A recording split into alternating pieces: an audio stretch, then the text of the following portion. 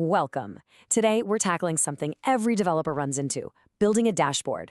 But we're not just going to slap something together. Nope. We're going to build a chart, a key piece of that dashboard, the pro way. All right, so your app needs a chart, a cool visual to show off some data. And that little voice in your head, the developer voice, it's probably saying, hey, I could totally build that from scratch. But hang on a second. Just because you can, does that mean you should? Let's just look at the two roads ahead of us. Path number one, we'll call that the hard way. That's you diving headfirst into some gnarly math, wrestling with SVGs, and basically losing hours, maybe even days, reinventing the wheel. Or there's the pro way. One command, 5 minutes of wiring things up. I mean, it's kind of a no-brainer, isn't it? Okay, so let's dive into a super common scenario. You've got a dashboard, and you need to show the status of, let's say, a bunch of tasks. It's a classic problem, right? And you want a clean, awesome solution.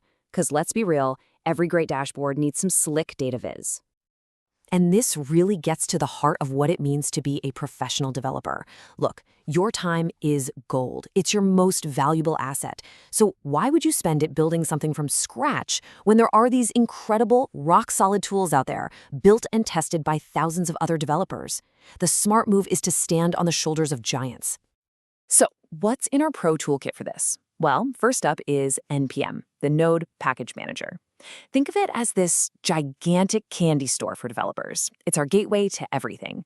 And the specific goodie we're going to grab is this awesome library called NG2 Charts. It's basically a perfect little Angular wrapper for the legend itself, Chart.js, which is pretty much the industry standard. Believe it or not, we can get this whole thing done in just 4 easy steps. Seriously.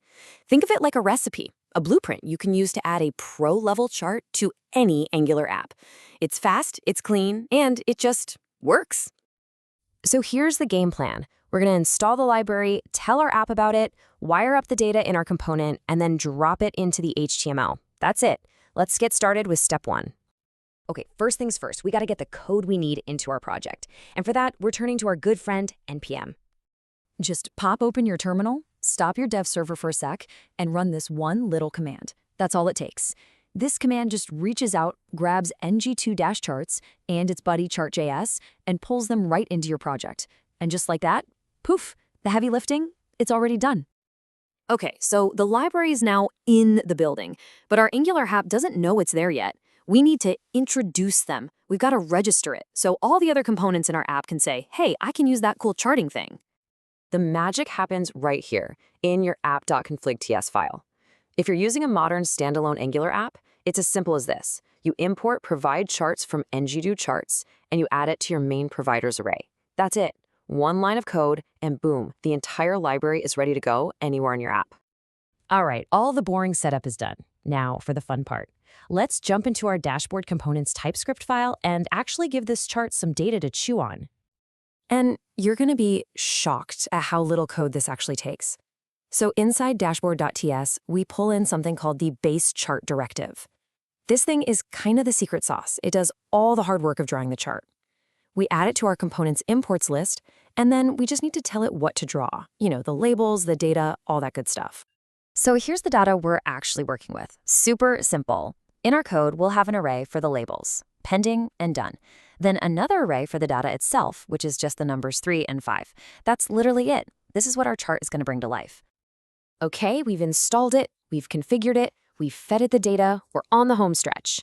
The very last step is to put this thing on the screen. Time to jump into the HTML.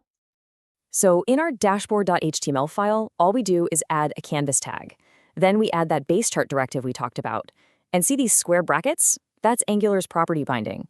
We're just telling the canvas, hey, your data comes from this variable in our code, and your labels come from that variable. It's the glue that connects our logic to what the user actually sees.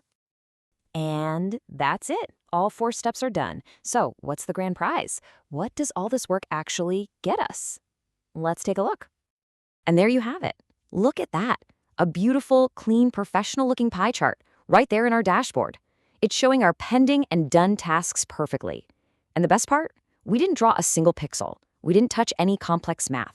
The library did it all for us. I mean, that is the power of working like a pro. A task that could have been a headache for hours, we knocked it out in 5 minutes? This is how you build better apps faster. It's a total game changer.